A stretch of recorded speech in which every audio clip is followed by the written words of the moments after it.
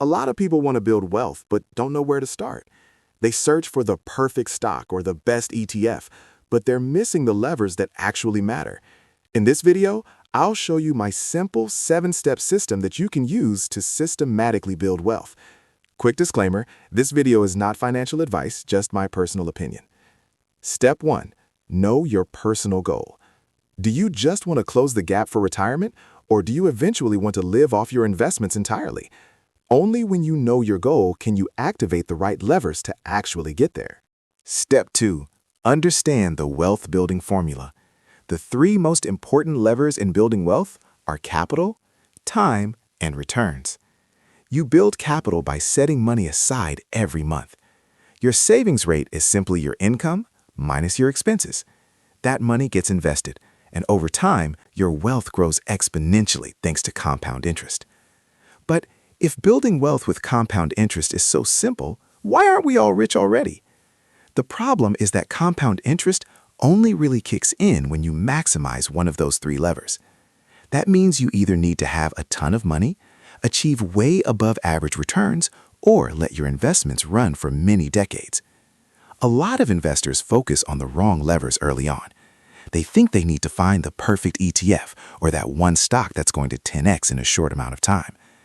But when you look at the typical wealth-building trajectory, you'll quickly see the most important lever at the beginning isn't time, and it isn't returns. It's your savings rate. Early on, almost all of your wealth growth comes from your savings rate. Returns barely matter at the start. It often takes many years, sometimes 10 years or more, before your annual investment gains exceed your annual contributions. That's exactly why it's so important to focus entirely on your savings rate at the beginning. Step 3. Increase your income. Whether through education, switching jobs, or a side hustle, every extra dollar directly increases your investment potential. Here's a simple example. Let's say you have a savings rate of $300 a month. You invest every month for 15 years into an index fund. Then you stop contributing and let your investment sit for another 20 years. After a total of 35 years, with an inflation-adjusted return of 7%, you'd end up with around $360,000. Now let's say instead you put all your energy into boosting your returns. Say you achieved 8% instead of 7%. Your final portfolio would be around $475,000. But if you had focused on your income instead and managed to invest $600 a month instead of $300 during those first 15 years, you'd end up with around $720,000, even at the lower 7% return. This shows very clearly a higher savings rate beats a slightly better return every time. Step 4. Avoid lifestyle inflation. Once you're investing regularly and you've increased your income, the question becomes, what else can I optimize? Sure, at some point there's only so much you can cut from your expenses, and you want to improve your quality of life over time, not restrict it. But a lot of people make the mistake of spending every extra dollar they earn. A $200 raise quickly turns into $200 more in spending. A classic example is leasing a new car, and suddenly there's no money left for a higher savings rate. If instead you only slightly adjust your lifestyle and deliberately invest the rest, you can build serious wealth pretty quickly. For me, it usually doesn't even feel like sacrifice, because I know this small sacrifice today will pay off big time later, since I'll get back way more in the future. Instead of leasing an expensive car in your 20s, you could theoretically buy yourself a new car every year from your returns alone in your 30s or 40s. In my system, this means after every income increase, immediately raise your investment contributions. Step 5.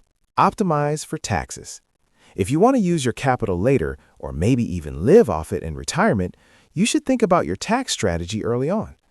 One thing to keep in mind, in a taxable brokerage account, when you sell shares, you're typically taxed on your gains. Using tax-advantaged accounts like a 401k or Roth IRA can make a huge difference.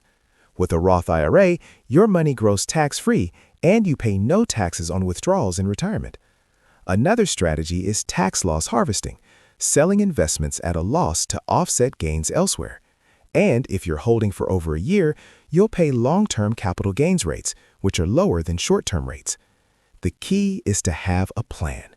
Small tax optimizations can add up to tens of thousands of dollars over a lifetime. Step 6. Sit back and let time do its work.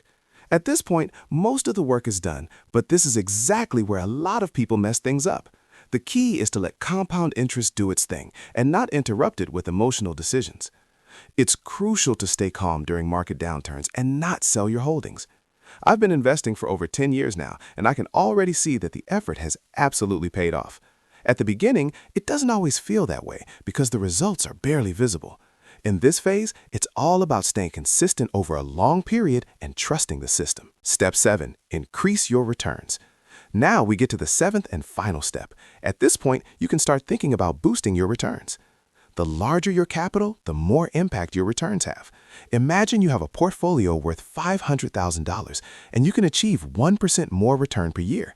That's an extra $5,000 every year, over $400 a month without any additional effort. If I had to generate that increase through my salary, I'd need to earn roughly $700 more per month after taxes. Not an easy task, at least not without significant effort. That's why I try to strategically increase my returns through an active portfolio of selected stocks and ETFs. And that's exactly why a large portion of my portfolio is in this active strategy, because I'm aiming to outperform broad market index funds. As you've seen, my wealth-building approach isn't based on complicated strategies or perfect timing. It's based on a clear system, a system that focuses on the right levers at the right time. At the beginning, it's all about having a high savings rate, so your money works for you, not the other way around. But be careful. A lot of investors fall victim to overconfidence bias. They quickly overestimate their abilities once they've had some early wins with investing. If you need more info to get started, what are ETFs? How do I set up automatic investments? How does a brokerage account work? Then click on this video right here. I'll explain everything you need to know and how you can start building wealth with index funds today. Just click right here.